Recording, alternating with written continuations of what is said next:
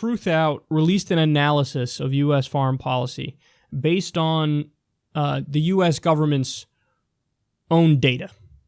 So this isn't, hey, we got this from a contrarian source, we got it from Code Pink, let me give you the numbers. No, this is, let's go to the U.S. government's own data and figure out what's going on in terms of foreign policy. Here's what they found. According to Freedom House's ratings system of political rights around the world, there were 49 nations in the world as of 2015 that can be fairly categorized as dictatorships. As of fiscal year 2015, the last year for which we have publicly available data, the federal government of the United States had been providing military assistance to 36 of them, courtesy of your tax dollars. The United States currently supports over 73% of the world's dictatorships.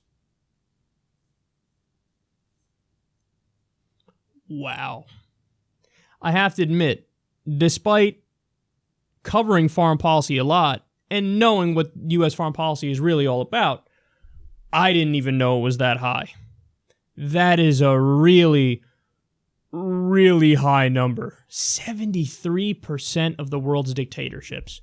So let's just call it for what it is here. There's no ambiguity. It's not up in the air. The talking point of we're fighting for freedom and democracy and human rights is wrong. It is comically, laughably, preposterously, hilariously wrong. Because if that were the case, we would be providing assistance to no dictatorships. None, zero. I mean, maybe you can make an argument, hey, we thought this regime was democratic, but it turns out they function more like a dictatorship. So, whoops, 2 or 3 countries slipped through the cracks, and we're providing military assistance to 2 or 3 countries that it turned out to be more dictatorial than we imagined. You could find that. I'm reasonable. You can make that argument. No, but that's not the case. It was 36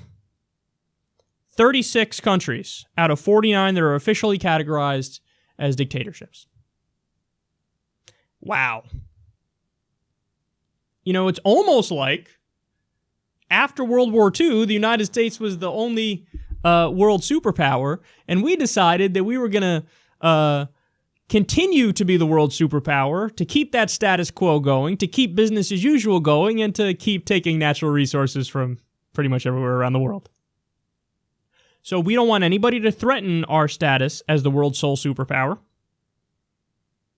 So, absolute power corrupts absolutely. We're in power. We don't want to lose the power, of course. So we inherited that power. Now we got to do anything to not lose it. So if somebody threatens that, oh, no, we can't have that. And also, yes, it allows us to keep control of the world's natural resources. When you have 900 military bases around the world, at a cost of $100 billion a year to maintain, you spend more than the next 12 biggest countries combined, the next 12 biggest militaries, on our military. Largest military the world's ever seen by far and away. And you support 73% of the world's dictatorships. It's got nothing to do with altruism or human rights or justice.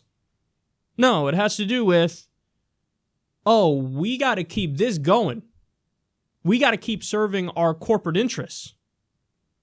We got to maintain the status quo and be the top dog. So just don't, I know most of you already know this, but just don't ever come to me with, the do-gooder mentality. The U.S. must save X, fill in the blank. Noam Chomsky made a great point. He said, there's an easy way to prevent terrorism, right?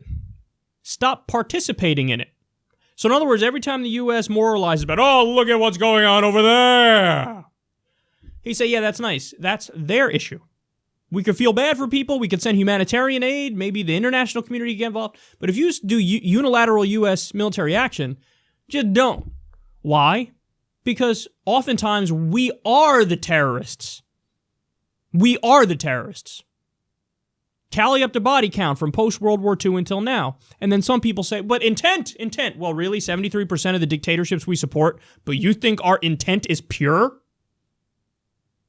But even if our intent was pure, that's like somebody goes out on a Monday in a total accident, runs over a stranger with their car. That's manslaughter. But okay, it was an accident. What are you going to do? I mean, that's the definition of manslaughter. We killed them, but it was an accident. But in this analogy, that same person goes out of their house on Tuesday and runs over somebody. And they go out of their house on Wednesday and they run over 2 people. And they go out of their house on Thursday and they run over 4 people. And you go, they go out Friday, they go out Saturday, they go out Sunday, they run over 12 people one day, 8 people another day, 6 people another day. At a certain point, I do think we can question their motives and whether or not their intent really is that pure. Because if you say, oh, our intent is so pure, then why the fuck does the body count keep going up dramatically? And why are we not fixing it? Because perhaps collateral damage is barely a concern. Perhaps that's on the back burner. Hey, would we rather just knock out the Taliban guy? Sure. But if there's 6 or 7 innocent people there, what are we going to do? Not press the button? Who are we kidding? So they'd rather not kill those people. Hey, we killed those people. What are you going to do? It is what it is. So know what the real motivations are, man. It's business as usual. It's the status quo. It's natural resources. It's maintaining the power structure. And if that doesn't convince you, I don't know what will. Because we're backing 73% of the world's dictatorships as we scream to everybody about how we support democracy and freedom. If we supported democracy and freedom, one of our top allies would not be Saudi Arabia. They're one of the least free countries on the planet. They don't allow women to drive. Women need guardians. They say all atheists are terrorists. They behead people in the public square for sorcery and witchcraft. Drug smuggling they'll behead people for. So we can't say we support freedom and democracy, but oh yeah, this is our best friend and we're going to look. They're massacring women and children in Yemen. What happened? I thought humanitarian, crusaders. We have to fight for human rights. Then why aren't you stopping Saudi Arabia? You're on their side killing civilians in Yemen because you don't give a fuck about human rights. You're not the world police. You are what you are.